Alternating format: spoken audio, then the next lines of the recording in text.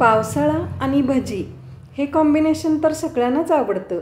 पाऊस पडत असताना गरमागरम भजी किंवा कोणत्याही प्रकारचे पकोडे खाण्याचा आनंद काही वेगळाच असतो।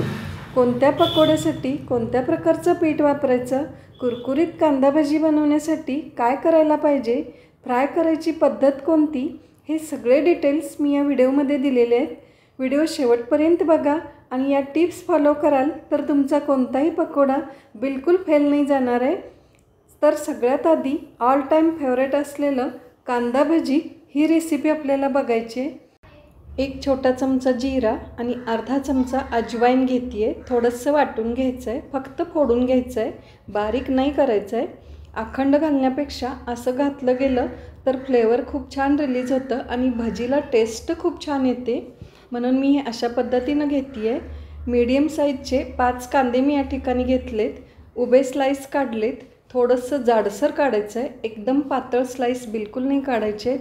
ही खूप महत्त्वाची टिप आहे। मिक्सिंग बाउलमध्ये काढून घ्यायचं आहे।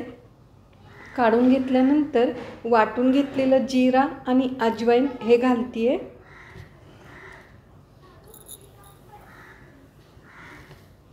यानंतर हळद पावडर, हिंग पावडर, मीठ आणि तिखट हे आपल्या आवडीनुसार घालायचं आहे। या ठिकाणी मी ओली मिरची वापरते आहे, जास्त तिखट हवं असेल तर अजून थोडं घालू शकता। यानंतर बेसन कुठल्या प्रकारचं घालायचं तर थोडंसं जाडसर घालायचं आहे। हे थोडंसं जाडसर पीठ आहे, भजी एकदम कुरकुरीत होतात। एकदम बारीक असं पीठ बिलकुल नाही घ्यायचं आहे। तर मीडियम साईजच्या चमच्यानी 3 ते 4 चमचे बेसन आणि अर्धा चमचा तांदळाचं पीठ गरजेनुसार वापरायचं आहे। अजून एखादा चमचा लागत असेल तर घालू शकता, पण कमीत कमी पिठामध्ये ही भजी बनवायची आहे, पीठ जास्त नाही वापरायचं आहे। थोडंसं पाण्याचा हबका मारून घ्यायचं आहे, हे सुद्धा गरजेनुसारच घालायचं आहे। मोठ्या चमच्यानी साधारण 1.5 ते 2 चमचे पाणी लागू शकतं। हाताने छान मिक्स होतं, म्हणून हातानेच मिक्स करून घ्यायचं आहे। पाणीसुद्धा कमीत कमी वापरायचं आहे, हाताने भजी सोडता येतील इतपतच कन्सिस्टन्सी पातळ ठेवायची आहे। चिमटभर सोडा घालायचं आहे, सोडा जास्त झाला तरीसुद्धा भजी मऊ पडतात। तर हे खूप छान असं पीठ भिजवून तयार झालेलं आहे आणि पीठ भिजवल्यानंतर सगळ्यात महत्त्वाची टीप, पटकन भजी तळून घ्यायची आहे, ठेवायचं नाही आहे, पाणी घातल्यानंतर ठेवायचं नाही आहे, पटकन भजी तळून घ्यायची आहे। कोथिंबीर घातलेलं आहे, गरम तेलामध्ये भजी सोडत असताना आकारानं लहान सोडल्या तर जास्त कुरकुरीत होतात भजी। मी छोट्या छोट्या आकाराची सोडते आहे। तेल चांगलं गरम असायला हवं आणि भजी परतल्यानंतर गॅसचं फ्लेम लो टू मिडियमवर ठेवायचं आहे आणि लो टू मिडियम फ्लेमवर तळून घेतल्यामुळं भजी एकदम कुरकुरीत आणि क्रिस्पी तयार होतात। आकाराने लहान लहान भजी सोडले त्याच्यामुळे सुद्धा भजी खुसखुशीत आणि एकदम कुरकुरीत होतात। हे बघा, तळून झालेलं आहे, एकसारखा रंग आलेला आहे, एकसारखं हलवत राहिलं की एकसारखा रंग येतो आणि मंद आचेवर तळून घेतल्यामुळं एकदम कुरकुरीत झालेले आहेत भजी। या टिप्स फॉलो कराल तर तुमची रेसिपी बिलकुल नाही बिघडणार आहे, कुरकुरीत भजी तयार होणार। पुन्हा एकदा महत्त्वाच्या टिप्स सांगते आहे। कांदा कट करत असताना थोडेसे जाडसर स्लाइस काढायचे आहेत, पीठ घेत असताना सुद्धा थोडंसं जाडसरच घ्यायचं आहे। पिठामध्ये पाणी घातल्यानंतर ते ठेवायचं नाही आहे, ठेवलं की त्याला पाणी सुटतं, त्याच्यामध्ये कांदा असल्यामुळं पाणी सुटतं, पाणी सुटलं की पीठ पातळ होतं, पीठ पातळ झालं की भजी मऊ पडते, म्हणून पीठ कालवून तयार केल्यानंतर पटकन तळून घ्यायचे आहेत भजी। आणि तिसरी महत्त्वाची गोष्ट, तळत असताना लो फ्लेमवर तळून घ्यायचं आहे, खूप छान भजी तयार होतात। यानंतर प्लेन ब्रेड पकोडा आणि आलू पकोडा या 2 रेसिपी बघायच्या आहेत। खूप छान असा ब्रेड पकोडा तयार झालेला आहे, हे बघा, ब्रेड प्लेन आहे, त्याला कोणताही मसाला लावलेला नाही आहे। तर त्याच्यासाठी 1 छोटा चमचा जीरा, अर्धा चमचा अजवाईन, लसूण आणि आलं कट करून घेतलेलं आहे, ओली मिरची, हे सगळं छान असं कुटून घ्यायचं आहे। मिक्सरमध्ये करण्यापेक्षा खलबत्त्यामध्ये केलं तर चवीला खूप छान होतात भजी। अर्धवट कुटून घेतलेला आहे सगळा मसाला। आलं लसूण खात नसाल तर स्किप करू शकता। कोथिंबीर कट करून घ्यायची आहे। कोथिंबीरचं फ्लेवरसुद्धा या भजीमध्ये किंवा पकोड्यामध्ये खूप छान लागतं। दोन्हीसाठीचं पीठ एकत्रच तयार करायचं आहे। एकाच पिठामध्ये दोन्ही पकोडे बनवायचे आहेत आपल्याला। याचं पीठ घेत असताना कोणत्या पद्धतीचं घ्यायचं आहे? बेसन आणि तांदळाचं पीठ घेते आहे। मीडियम साईजच्या चमच्यानी 4 ते 5 चमचे बेसन आणि अर्धा चमचा तांदळाचं पीठ घेते आहे। थोडंसं पाणी घालून पीठ भिजवून घ्यायचं आहे। या खलबत्त्यामध्येच मी हे मिश्रण तयार करते आहे।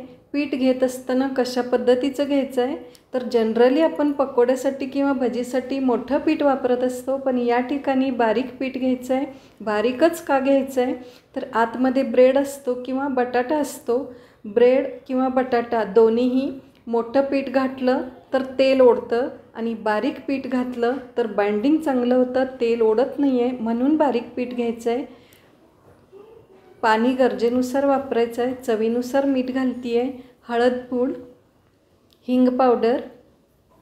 मिश्रण छान असं मिक्स करून घ्यायचं आहे आणि त्यानंतर बटाट्याची साल काढून घ्यायचं आहे। या ठिकाणी मी 1 बटाटा घेतलेला आहे, मीडियम साईजचा 1 बटाटा आहे। वरची साल काढून घ्यायची आहे। साल काढून घेतल्यानंतर स्लाइस काढायचे आहेत। हवं तर ओव्हल शेपमध्ये काढू शकता, हवं तर राऊंड शेपमध्ये काढू शकता। मी या ठिकाणी ओव्हल शेपमध्ये काढते आहे। आता स्लाइस कसे काढायचे तर जास्त पातळ नाही आणि जास्त जाड नाही अशा पद्धतीनं काढायचं आहे। जास्त पातळ काढले गेले तर भजी एकदम चपटी होते आणि जास्त जाड काढलं गेलं तर फ्राय करत असताना आतला बटाटा शिजत नाही आहे। त्याच्यामुळं मीडियम साईजमध्येच काढून घ्यायचे। एका बटाट्यामध्ये 8 ते 10 स्लाइस निघतात, 8 ते 10 पकोडे तयार होतात। हे सगळं पाण्यामध्ये टाकून ठेवायचं आहे। एखादा मिनिट किंवा 2 मिनिट स्वच्छ धुवून घ्यायचे आहेत। त्यानंतर ब्रेडचे स्लाइस कट करून घ्यायचे आहेत। हवं तर स्क्वेअर शेप देऊ शकता किंवा ट्रायंगल शेप देऊ शकता। मी या ठिकाणी ट्रायंगल शेप देते आहे।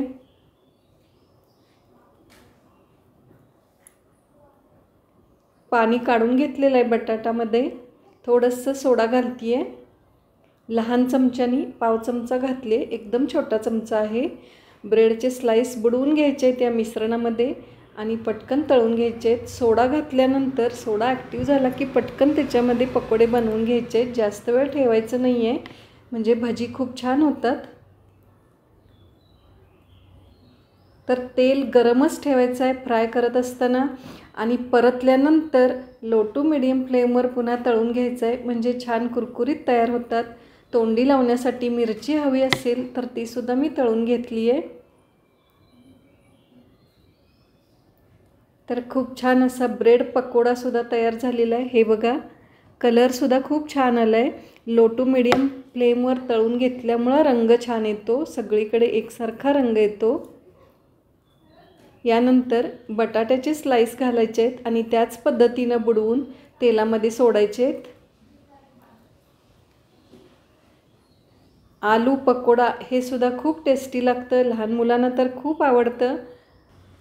सगळ्यात महत्त्वाची टीप, ब्रेडला किंवा बटाट्याला मिश्रणाचं कोटिंग करत असताना सगळ्या बाजूनी छान कोटिंग करायचं आहे। थोडंसं जरी उघडं राहिलं तर ब्रेड किंवा बटाटा तेल ओढतं, त्याच्यामुळं तेलकट होतात पकोडे। पीठ घेत असताना थोडंसं बारीक घ्यायचं आहे, ही सुद्धा खूप महत्त्वाची टीप आहे। सगळ्या टिप्स मी शेअर केलेल्या आहेत, डिटेल व्हिडिओ शेअर केलेला आहे। या टिप्स फॉलो कराल तर तुमची रेसिपी बिघडणार नाही आहे, 101% बिलकुल फेल नाही जाणार आहे। रेसिपी आवडली तर लाईक करा, शेअर करा, सबस्क्राईब करा।